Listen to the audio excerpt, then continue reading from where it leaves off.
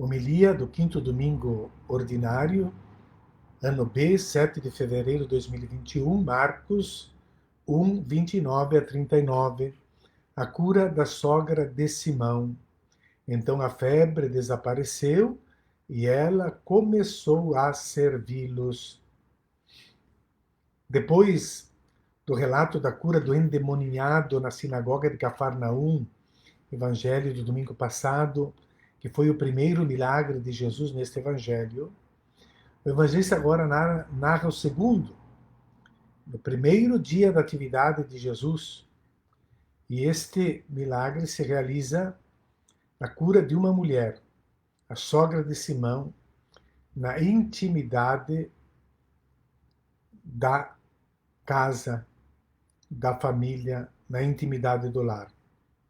Jesus está pela primeira vez ensinando na sinagoga, e os discípulos compreenderam que a vontade de Deus não vem expressa pela pregação dos escribas, mas pela pregação de Jesus. Por isso, começa o texto: Jesus saiu da sinagoga e foi imediatamente com Tiago e João para a casa de Simão e André. Marcos nos mostra que Jesus, naquele dia, sai da sinagoga e vai para a casa de Simão e André. Depois de libertar um homem possuído pelo espírito impuro, num lugar público de culto, na sinagoga, ele vai imediatamente, como se estivesse pressionado por alguma coisa, e entra na casa de Simão, onde, de novo, imediatamente, sob a bela urgência do afeto familiar, lhe falam da febre da sogra de Simão. Junto com eles estão também João e Tiago. A mulher naquele tempo não era considerada grande coisa, era considerada um ser distante de Deus. Mas, ao contrário do que a cultura vivia naquela época, e a religião vivia naquela época, eles imediatamente falam dela para Jesus. Eles tinham compreendido, portanto, o ensinamento de Jesus, que as pessoas vêm antes das ações, que as pessoas vêm antes da observação da lei divina. Aquele dia era o sábado, e no dia de sábado são proibidas bem 1521 ações, entre as quais estão a de visitar ou curar um enfermo.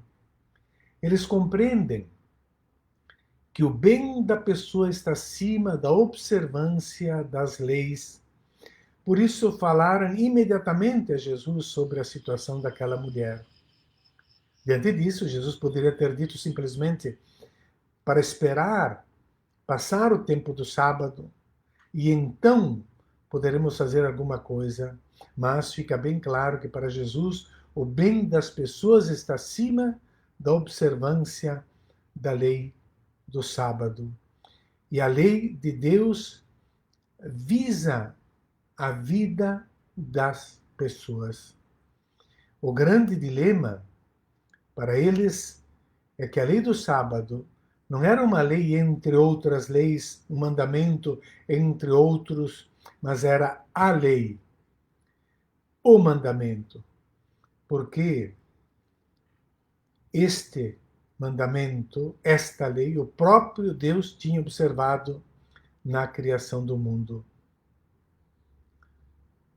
E romper com este mandamento significava romper com todos os mandamentos. Assim como a observância deste único mandamento correspondia a observar todos os mandamentos da lei. Por isso, era até previsto a pena de morte para quem não cumprisse esse mandamento. E ele se aproximou, segurou a mão e ajudou a levantar-se. Então a febre desapareceu e ela começou a servi-los. Jesus a toma pela mão, não porque era necessário, mas porque estava proibido pela lei. Tocando a mão daquela mulher, Jesus não recebe a sua impureza Ao contrário, Jesus transmite para ela a cura, a força, a energia, que para os rabinos no tempo de Jesus a febre era definida como um fogo que consome a energia da pessoa. Então a febre desapareceu e ela começou a servi-los. O verbo usado aqui é o diaconel, de onde deriva o nosso termo conhecido diácono, e começou a servi-los. Diácono é aquele que serve livremente por amor a Deus. Não é um serviço escravo, obrigado, imposto a alguém contra a sua vontade. É servir livremente por amor a Deus, diaconel. A mulher, que era considerada o ser mais distante de Deus, agora é aquela que está próxima e que serve. Torna-se então o ser mais próximo de Deus. E isso acontece dentro da casa das relações familiares, da casa de Simão e de André. Dentro de uma leitura simbólica do Evangelho, podemos claramente ver que onde chega a palavra, o ensinamento de Jesus, o demônio é expulso. Onde entra o Evangelho, os demônios não podem ficar. Primeiro milagre. Mas para que essa palavra possa chegar aos confins da terra, é necessário que Jesus continue a anunciar. E é ainda, portanto, naquele mesmo sábado que Jesus vai para casa, sai da sinagoga, entra na casa de Simão Pedro. Não se trata a casa de Simão de uma casa qualquer, porque é a casa de Pedro. É a casa que representa a igreja. E mostra isso, que para curar uma doença que pode afligir toda a humanidade, é preciso primeiro curá-la dentro da comunidade da igreja. Antes que essa palavra cure a humanidade inteira, ela precisa ser curada na comunidade cristã, dentro da igreja. A comunidade cristã pode ter essa febre, simbologia da mulher como igreja. Sente-se imobilizada, incapaz de ajudar os outros, ao contrário, precisa ser ajudada, precisa ser servida. É o querer fazer-se servir. Ser servido é o oposto do agir de Cristo. É também em casa de Pedro, no capítulo 9, na casa de Pedro, no capítulo 9, que encontramos essa mesma febre, onde entram Jesus e os discípulos. Jesus lhes pergunta aos discípulos que tinham chegado à cidade de Cafarnaum, quando já estavam em casa, perguntou aos 12, o que vocês estavam discutindo no caminho? Mas eles ficaram calados, porque no caminho tinham discutido sobre qual deles era o mais importante. É dessa febre que Jesus vem curar, da febre de querer ser servido pelos outros. É desse instinto que vêm todos os males do mundo, calúnias, furtos, roubos, injustiças, abusos e guerras. Papa Francisco acrescentaria também clericalismos, etc. A febre a deixou. Os evangelhos sempre mostram o resultado da cura. O paralítico toma o seu leito e caminha, o cego começa a ver, a filha de Jairo começa a comer. Todos eles tiveram uma vida nova. Qual é o sinal que a mulher, que a sogra de Simão ficou curada? O sinal é este: passou a servir. Cai diaconei autois. E ela começou a servi-los. Aqui, claro, o verbo no tempo imperfeito, no grego, indica uma ação passada, mas que não é vista como terminada. Não é que serviu, pretérito, perfeito, mas servia, uma ação que não termina, que deve continuar ao longo da história, ao longo da vida dos discípulos, porque o serviço é a característica do discípulo que continua sempre na história. Aquela cura agora deve sair da casa de Pedro e vai encontrar logo ali fora uma cidade inteira que precisa ser curada. Por isso o texto narra à tarde, depois do pôr do sol, levaram a Jesus todos os doentes e os possuídos pelo demônio. A cidade inteira se reuniu em frente da casa, porque eles esperam trazer os doentes depois do pôr do sol, porque eles tinham observado a lei do sábado, não podiam trazê-los antes, porque para eles era mais importante a observância do repouso sabático do que as pessoas que estavam sofrendo. Vejam que paralelo com os dias de hoje. Para a cidade era mais importante a lei da observância do sábado do que o bem-estar das pessoas. De madrugada, Jesus retira-se para rezar. Simão e seus companheiros foram à procura de Jesus. Quando o encontraram, disseram: "Todos estão te procurando." Jesus respondeu: "Vamos a outros lugares, às aldeias da redondeza. Devo pregar também ali, pois foi para isso que eu vim." E andava por toda a Galileia, pregando em suas sinagogas e expulsando os demônios. Primeiro, Jesus não se deixa encantar pelo canto da sereia do sucesso, como poderia ter sido para Pedro. Toda a cidade, a fama, o nome está se espalhando.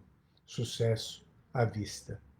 Segundo, Jesus vai passando por toda a Galileia, anunciando o Evangelho nas suas sinagogas e expulsando os demônios. Parece que o evangelista indica o lugar do culto, no lugar do culto, uma aglomeração de pessoas, e entre elas estão as possuídas pelo demônio.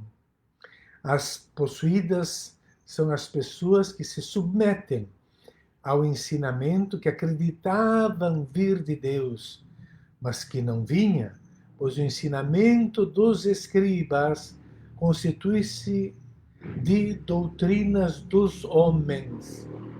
Esse ensinamento acontece exatamente nas sinagogas, que são os lugares mais hostis a Jesus. É lá que Jesus vai procurar libertar essas pessoas.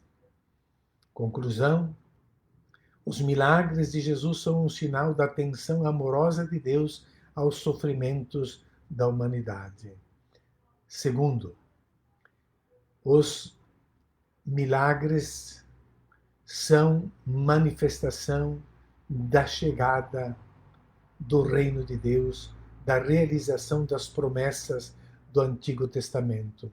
A insistência não é tanto no fato extraordinário, mas no seu significado.